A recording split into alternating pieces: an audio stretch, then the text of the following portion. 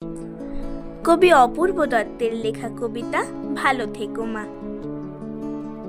এই চিঠিটা লেখার কথা ছিল 2 মাস আগে। জানোই তো মা, লিখতে গেলে খাম পোস্ট কার্ড লাগে। আমি কি আর পোস্ট অফিসে একলা যেতে পারি?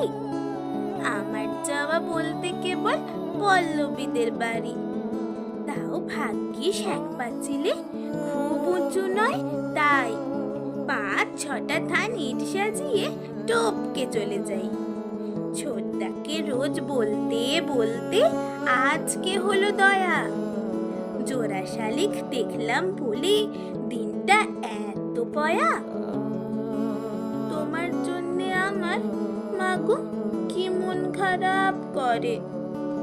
যতই ওরা তোমার ছবি টাঙিয়ে রাখুক ঘরে, তাতে কি আর মন ভরে মা?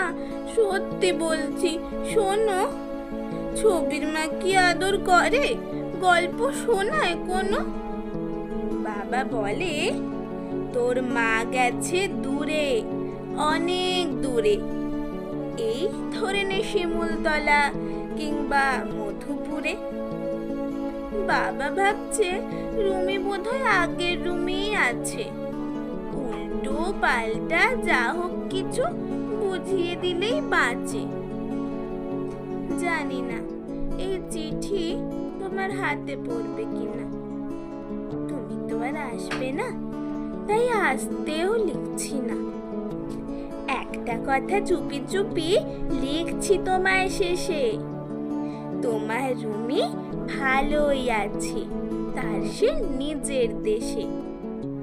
ভালো থেকো, আমার কথা মনে পড়লে বলো।